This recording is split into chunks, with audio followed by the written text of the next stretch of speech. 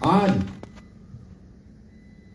National लोक अदालत पूरे भारत में मनाया जा रहा है, जो पूर्व से 12 तारीख को डेट जिसका निर्धारित था और जिसका प्रचार प्रसार काफी दिनों से किया जा रहा था। हम लोगों ने भी इसमें सहयोग करने का काम किया, लेकिन चूंकि बार और बेंच दो पहलू होते हैं। बेंच अपनी तरीके से सोचता है, बार अपने तरीके से सोचता है। तो मैं जो बात बोलना चाहता हूं, बेंच माने बार के हित की बात को रखते हुए, बार की बातों को रखते हुए आप लोगों तक पहुंचाने की बात करता हूं। और ये मंच जब मुझे मिलता है तो मुझे एक अपॉर्चुनिटी मिलता है, मुझे एक समय मिलता है कि मैं सबों के सामने अपनी बातों को रखने का काम करूं। मैंने पहले भी कहा था, आज भी ये कहता हूं, मैं कभी भी विरोध नहीं करता डालसा का, झालसा का, नालसा का। हाँ, विरोध मैं करता हूं अगर उसमें कोई त्रुटि है उसको सुधारने का। इस बार भी मैंने पहले भी कहा था हमारे न्यायिक पदाधिकारियों को कि जो लोक अदालत का आगाज होता है, उसकी शुरुआत, उसकी गड़गड़ाहट, उसका कंपन कई दिनों पहले से चालू हो जाता है न्यायालय परिसर में। लेकिन उस कंपन का, उस आगाज का हम अधिवक्ता फायदा नहीं उठा सकते हैं। उसमें हम लोगों को नुकसान होता है। जैसे भूकंप में घर गिर जाता है, उसी तरीके से हम अधिवक्ताओं का केस गिरने का काम होता है। मैं ये नहीं चाहता। मैं चाहता हूं कि हो, एक सप्ताह नहीं 2 सप्ताह पहले से आगाज हो, गड़गड़ाहट हो, सनसनाहट हो, लेकिन हमारे अधिवक्ता को भी उसका हिस्सा बनाया जाए। जो भी मुकदमा निष्पादित करने के लिए न्यायालय में आता है, चाहे न्यायालय में बैठे पदाधिकारी गण हो या न्यायालय में काम कर रहे कर्मचारी हो, जिस भी अधिवक्ता का वकालतनामा उसमें है उसको सूचना देकर जरूर बुलाएं, क्योंकि उसके भी रोजी रोटी का सवाल है। हम लोगों का कोई दूसरा अर्निंग नहीं होता, हमारा एक ही अर्निंग होता है, एक ही काम होता है। हम वकालत करते हैं, मुकदमा लड़ते हैं, अपने क्लाइंट को जिताने का काम करते हैं, उसके लिए मेहनत करते हैं, तब हमारा परिवार चलता है। अगर हमारे परिवार में से, हमारे पास में से, मेरे डायरी में से अगर 10 केस भी इस तरीके से हट जाता है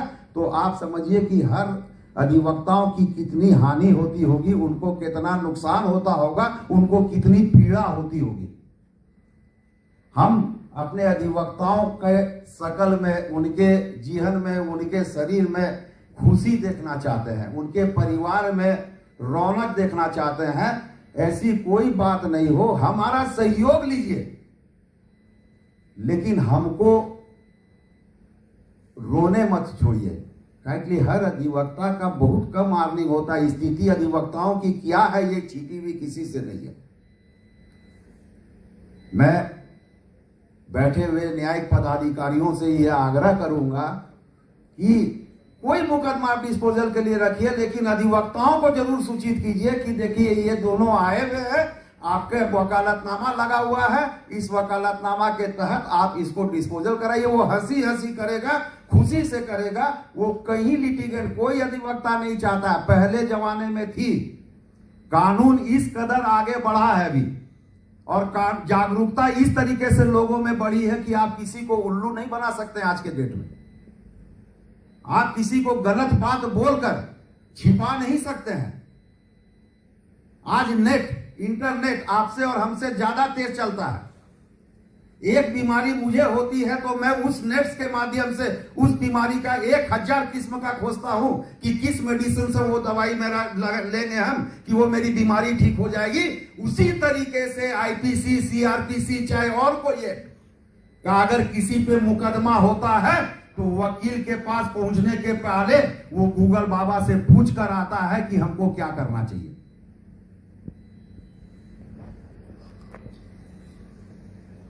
दूसरी, मैं देखा लोक अदालत का अर्थ होता है disposal of the cases in large quantity. यही एक इसका मोटो है कि ज्यादा से ज्यादा केसेस को निष्पादित करना। लेकिन ये केवल हम अधिवक्ताओं के चाहने से नहीं होगा। पूर्व में भी मैंने कहा था, आज पुनः मैं कह रहा हूं,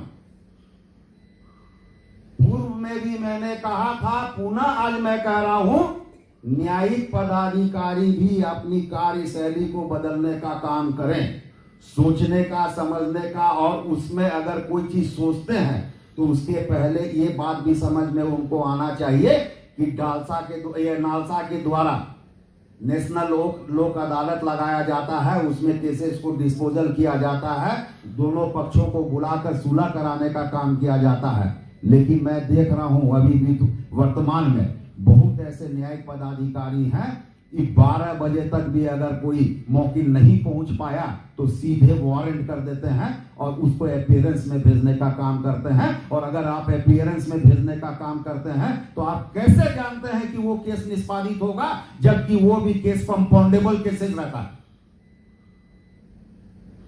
आप अपने ताकत को लगाकर उसका इस्तेमाल करके अपीयरेंस में भेजने का काम करते हैं और एक तरफ हम लोग अपना पेट को मार कर केस को डिस्पोजल करने का काम करते हैं। इस तरीके से चलने में तो थोड़ी कठिनाई होगी। हम लोग चलेंगे कुछ दूर तक, हम आपका साथ देंगे कुछ दूर तक, लेकिन कोई, चाहे आप लंगड़ा जाइएगा चाहे हम लंगड़ा जाएंगे, तो उसमें से फिर ये सिलसिला चलेगा नहीं, आगे जाकर इस पे डिस्प्यूट होगा। इस बात पे भी ध्यान रखने की बात होनी चाहिए।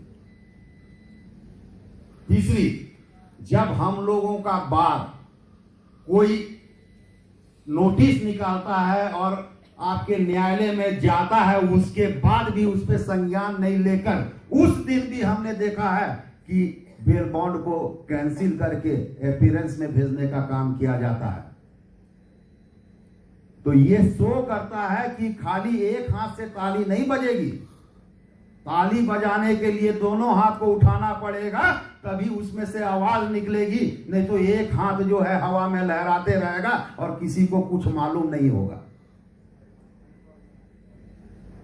मेरा खाली आग्रह है, निवेदन है कि अगर हम लोग सोच बदलते हैं, हम लोग कुर्बानी देने को तैयार हैं, तो कानून की प्रक्रिया, मैं जानता हूं कि आप कानून की प्रक्रिया को फॉलो कीजिएगा, आपको कानून की प्रक्रिया फॉलो करनी है। लेकिन दिन में हम लोग 8 घंटा कोर्ट में बैठते हैं, 2 घंटा में ही किसी केस पे वारंट करना मुनासिब नहीं है। ये मैं मानता हूं और मैं ये सोचता हूं कि ये आप सब भी मानिएगा।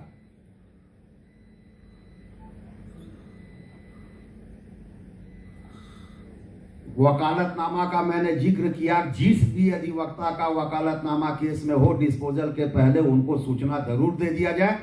और अगर बिना सूचना दिए हुए उसको जो है निष्पादित किया जाता है तो ये हमारे पेट में लात मारने की बात होगी, वो नहीं होनी चाहिए। हमारे बहुत जूनियर एडवोकेट हैं जो नित्य कमाते हैं, नित्य खाते हैं और जाते हैं घर को तो चलाते हैं। आज सौभाग्य की बात है कि हमारे मंच में एग्जीक्यूटिव साइड से जो उनके सीनियर मोस्ट होते हैं, सदर अनुमंडल पदाधिकारी उपस्थित हुए हैं। तो ना चाहते हुए भी, क्योंकि जितने न्यायिक पदाधिकारी यहां बैठे हुए हैं वो न्याय संगत, 2 पार्ट होता है न्याय का, एक होता है एग्जीक्यूटिव और एक होता है जुडिशियरी। जुडिशियरी पे मैं बहुत क्या बोलूंगा, बोल दिया। एग्जीक्यूटिव में आता हूं मैं अनुमंडल पदाधिकारी जी के पास में कि आज पूरा भारत एग्जीक्यूटिव साइड से त्राहिमाम है, त्राहिमाम है। फिर मैं बोलूंगा त्राहिमाम है। एक खबर आज छपी है अखबार में, आप सबने अखबार पढ़ा होगा, तो अखबार में आप पढ़ते हैं कुछ, मैं पढ़ता हूं कुछ। अखबार में आज पढ़ने वाले 90% लोगों ने मुझे बधाई दी कि भाई विद्रोही जी, आपको बार भवन बनाने के लिए 25 लाख रुपया मिल गया, बधाई हो। लेकिन मैंने अखबार में जो पढ़ा है मैं आपके सामने बोलता हूं, और संयोग से हमारे अनुमंडल पदाधिकारी हैं, ये उन्हीं के जानकारी के लिए है कि, और नालसा के लिए भी मैं ये बात बोलूंगा कि नालसा के माध्यम से आप एक मुहिम छेड़िए। बहुत ऐसी कानून है जो आम पब्लिक तक नहीं पहुंचता है, आम पब्लिक नहीं जानता, उसको बतलाने का, उसको जनाने का, उसको जागरूक करने का काम कीजिए। राइट टू सर्विस एक्ट, सूचना का अधिकार अधिनियम 2005, right to information, right to service act, जिसका कि आज न्यूज निकला, बहुत बड़ा न्यूज है आज।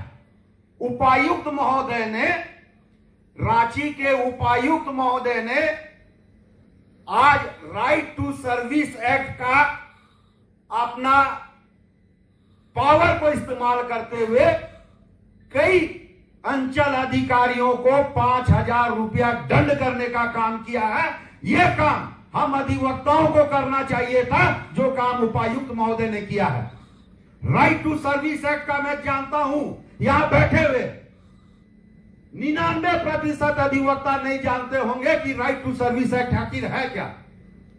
राइट टू इंफॉर्मेशन का सब इस्तेमाल करते हैं, राइट टू सर्विस एक्ट का कोई इस्तेमाल नहीं करता।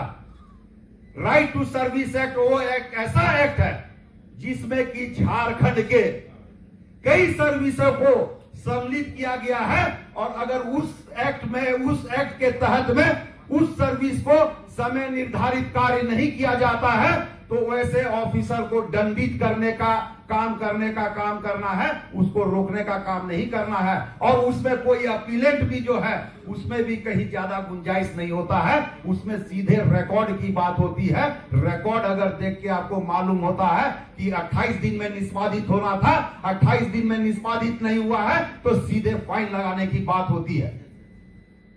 तो उपायुक्त महोदय ने जो काम किया है, मैं उनका शुक्रगुजार रहूंगा, और हमारे अनुमंडल पदाधिकारी से ये गुजारिश रहेगी मेरे कि उनके अधीनस्थ जितने एग्जीक्यूटिव मजिस्ट्रेट है उनको भी वो चाबी घुमाकर सीधा करने का काम करे, और एग्जीक्यूटिव की जितनी बदनामी हो रही है उससे उठाकर ऊपर ले जाने का काम करें। आज भ्रष्टाचार बना शिष्टाचार, उसका सबसे ज्वलंत उदाहरण अगर कहीं होता है तो एग्जीक्यूटिव में होता है। किसी अंचल में किसी एग्जीक्यूटिव मजिस्ट्रेट के यहाँ पे कोई काम ठीक से नहीं होता है।